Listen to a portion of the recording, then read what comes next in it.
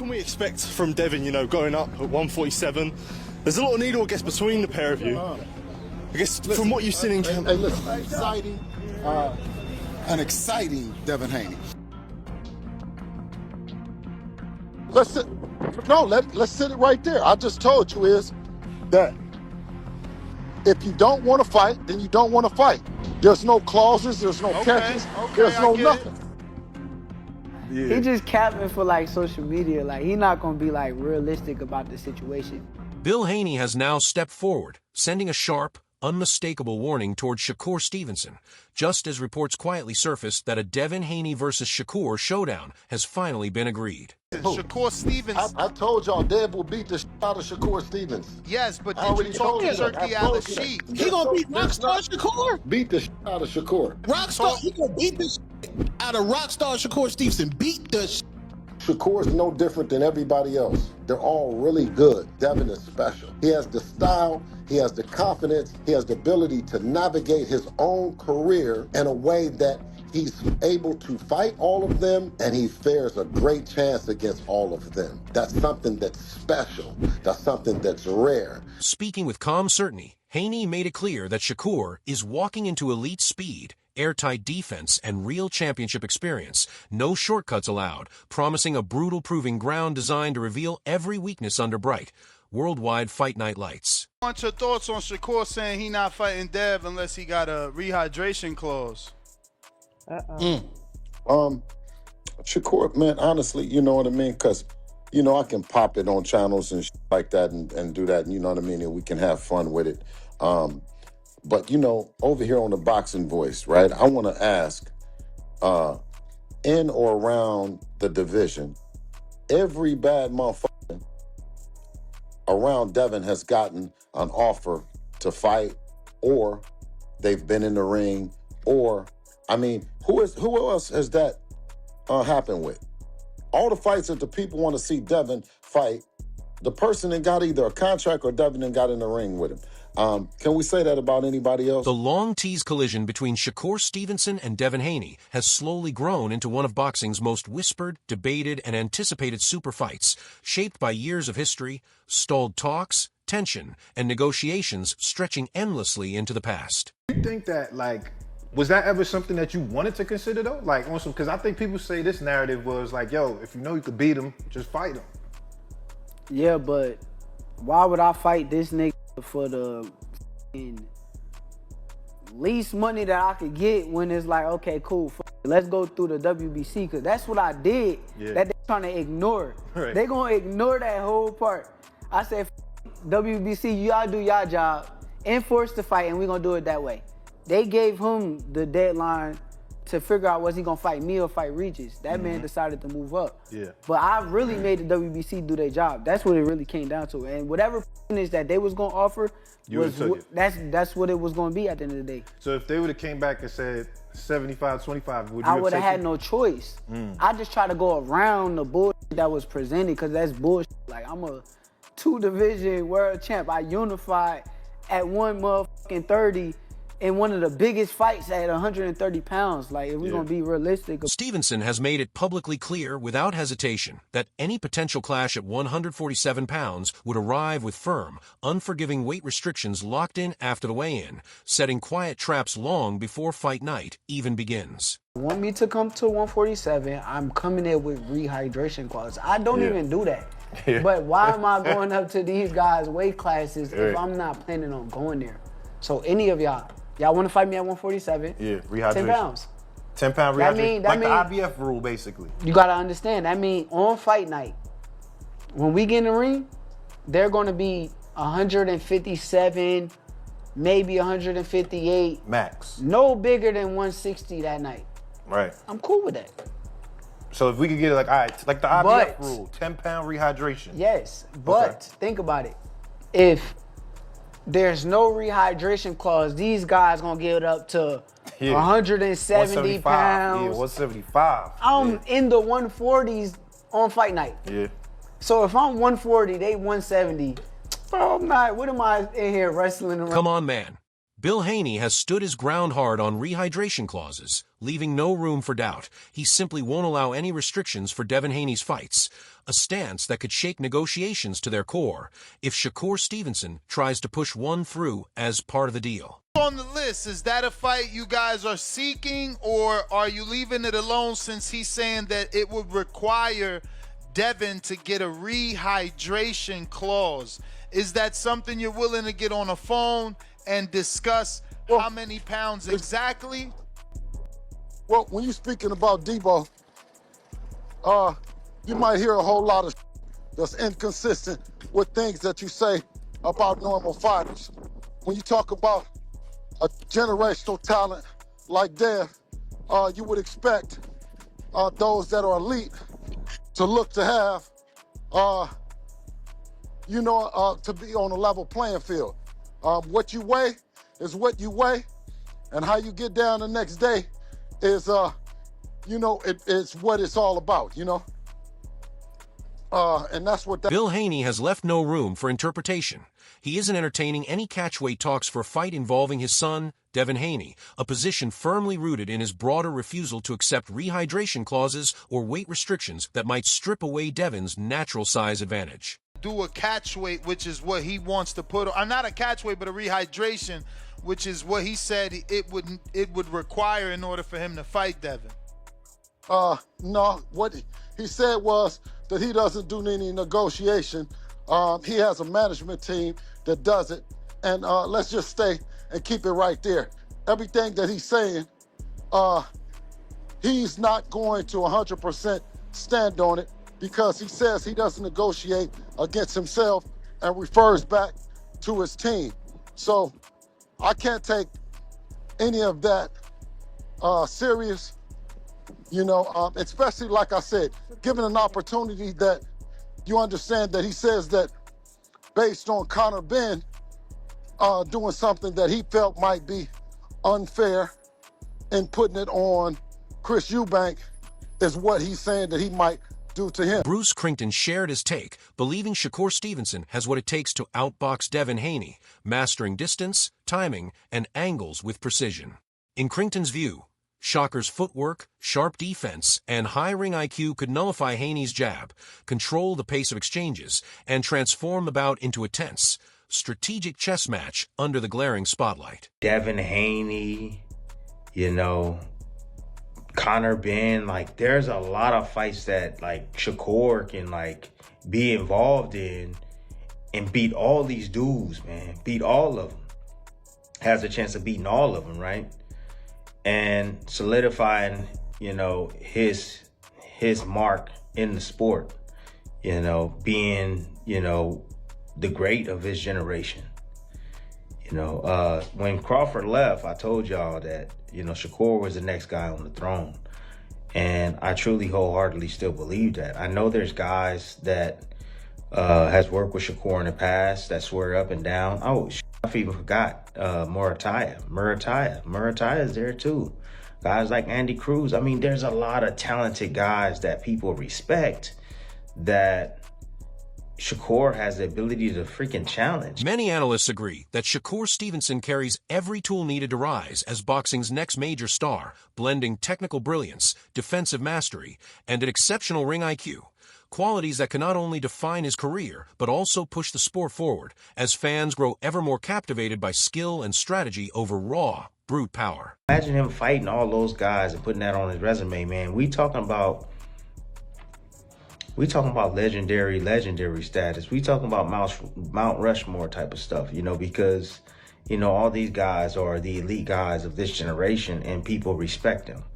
And if Shakur was to beat them, he's going to definitely make his mark heavy in the sport and become extremely popular, even more popular than what Terrence Crawford is right now, and I feel like Shakur can be that face of American boxing that, we've always had. We have Floyd Mayweather. I think he can be as popular as Floyd Mayweather, if not more popular than Floyd Mayweather, so I don't know, man. Guys, tell me what you think. Am I tripping?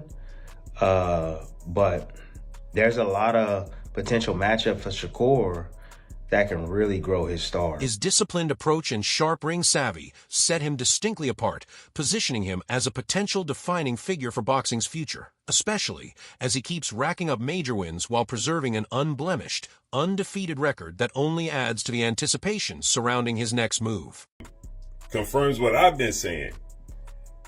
3-division world champion, former undisputed lightweight, former WBC junior welterweight, and reigning WBO welterweight world champion, first ballot Hall of Famer once he retires, superstar boxer, top 5 pound-for-pound best fighters in the world, Devin "The Dream" Haney, 33 wins, no loss and no draw, 15 wins by way of knockout.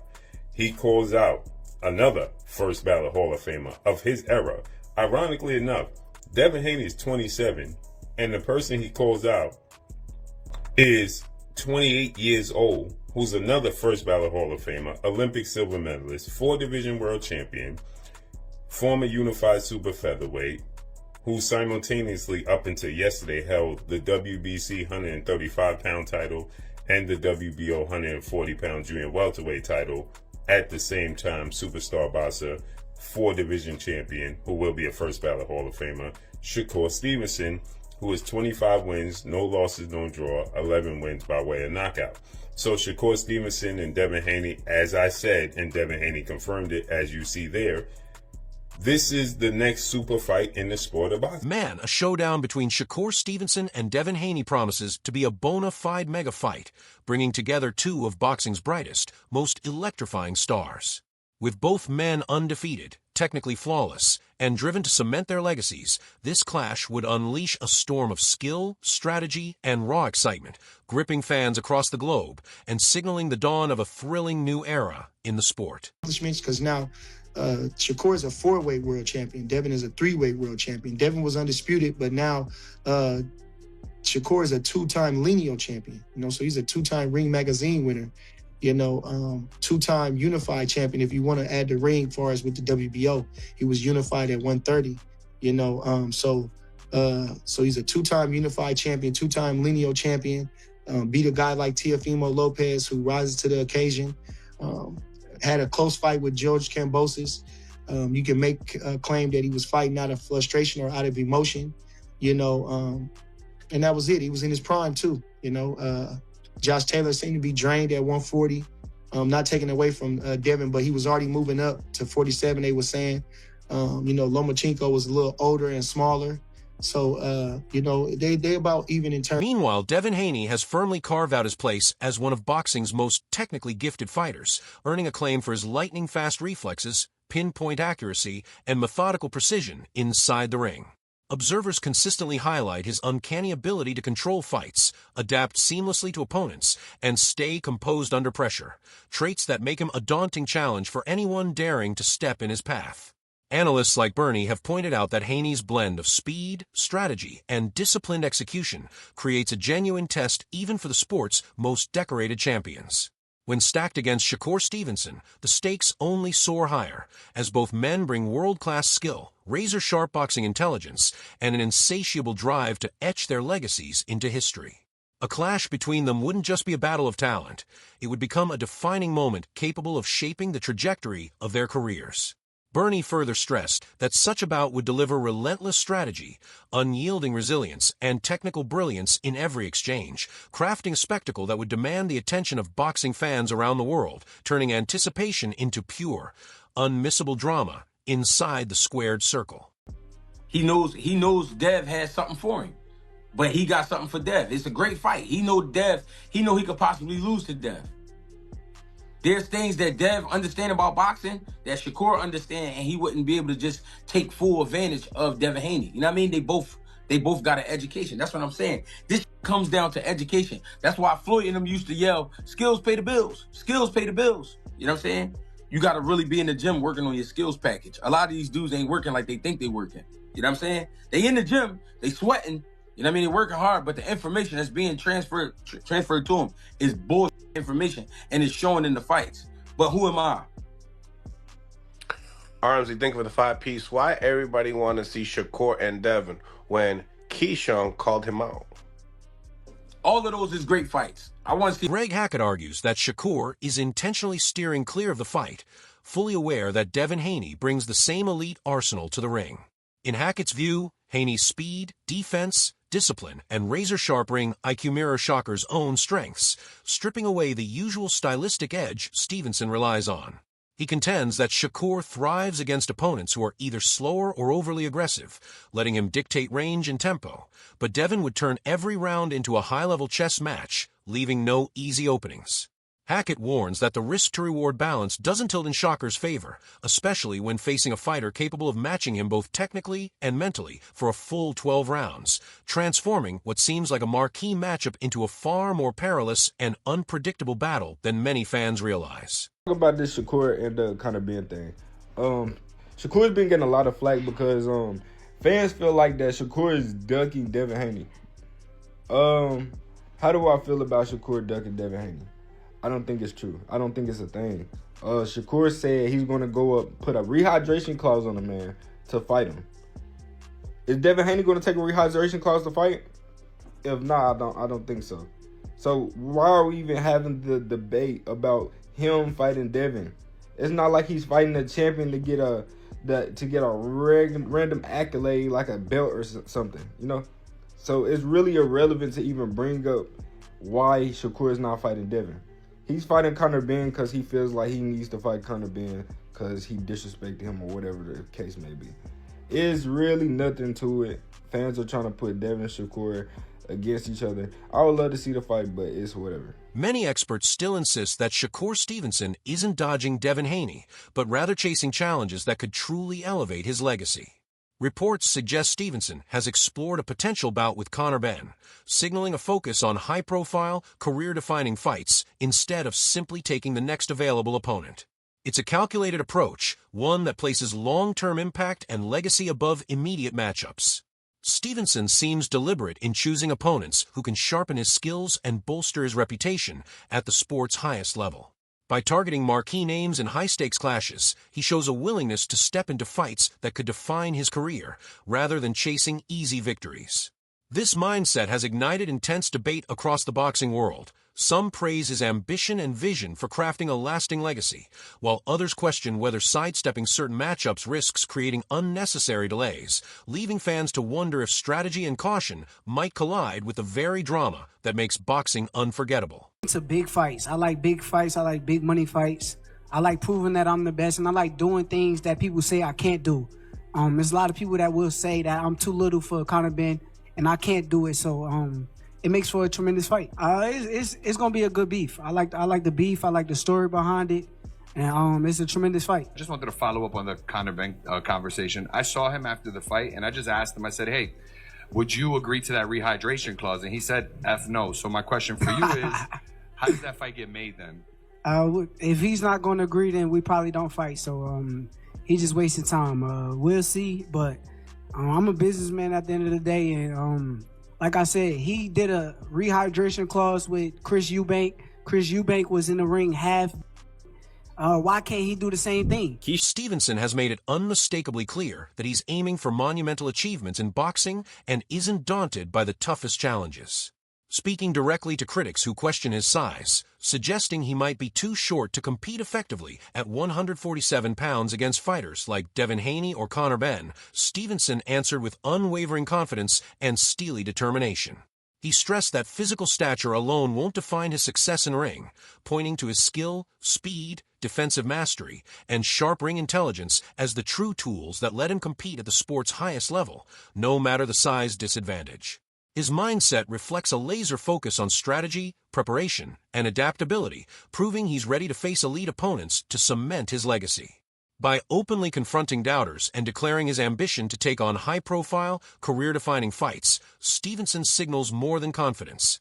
He reveals a clear, purposeful vision for his journey, one aimed at silencing skeptics and leaving a lasting imprint on the sport, showing that every move he makes is calculated to turn ambition into unforgettable impact inside the ring. A bright enough star that he'd be willing to take, because, you know, as a businessman, risk reward. You think you bring enough to the table that he'd want to take the fight? He would take the fight? Hopefully, bro. I hope he would take the fight. In terms of answering your question, a bright enough star, he's already entertaining me on Twitter and social media and stuff like that. So I guess he sees some money potential in this fight right here. But what I would like to do is I would like to become champion, because that just speaks for itself. Once I come to the champion with the table, you can't play with me. You know what I'm saying? Like, everybody know me. People know me. I can go to the UK and sell. Like, I can go anywhere and sell. My first main event, I sold 10,000 tickets. I sell, period. You know what I'm saying? That's why he's entertaining me, because I am a star.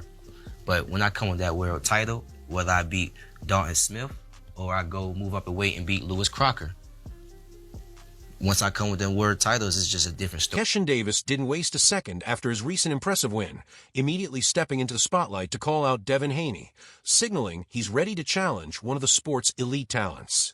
Known for his sharp combinations, lightning speed, and relentless pressure, Davis made it clear he sees himself as a legitimate contender, more than capable of testing Haney at the highest level. By publicly issuing the challenge, he's positioning himself as a fighter unafraid to take risks, chasing high-profile matchups that could define his career. Analysts point out that Davis's aggressive skill set makes him a dangerous opponent for any champion, Haney included. The call-out has ignited excitement among fans, all eager to see how Davis's relentless style would clash with Haney's precise, technical mastery. Should this fight come to life, it promises a high-stakes showdown with potential title implications, where both fighters' legacies hang in the balance, and every round could shift momentum, leaving audiences on the edge of their seats until the very last bell. Fight Keyshawn the Businessman Davis.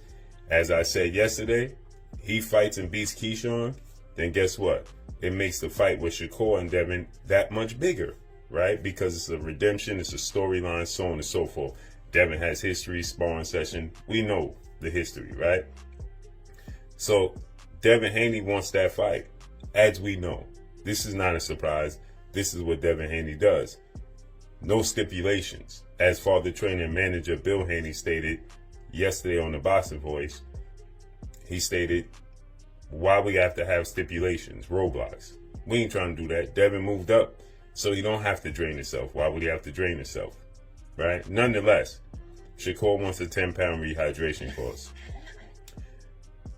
Keyshawn the Businessman Davis, as you're going to see right here, he explains why he don't like Devin Haney. Because, and people are asking me and sending me, this is an old clip that Keyshawn did with Wallow and Gilly, and people are asking me my thoughts is resurfaced because obviously the Devin Haney, Keyshawn Davis, a saga has started. Devin Haney has made it unmistakably clear that he's ready to face Keshin Davis with no special conditions, showcasing a straightforward, no-nonsense approach to competition. His father and trainer Bill Haney reinforced this stance, pointing out that Devin prefers fighting at his natural weight rather than draining himself with restrictive rehydration or catch-weight clauses, a sharp contrast to reports about Shakur Stevenson's more structured weight preferences. On the other side, Davis admits to some lingering frustration toward Haney, remembering early encounters when he felt underestimated as a younger fighter. Yet despite that history, both men are now locked onto the bigger picture: opportunity, career growth, and legacy. Their dynamic underscores that boxing isn't just about raw talent. It's about strategy, past experiences, and calculated decisions that ripple far beyond the ring. As these factors continue to drive negotiations and fuel public intrigue, anticipation intensifies for a potential clash that could carry enormous significance, shaping not only the future trajectories of both fighters, but also how they are remembered in the sport's competitive history.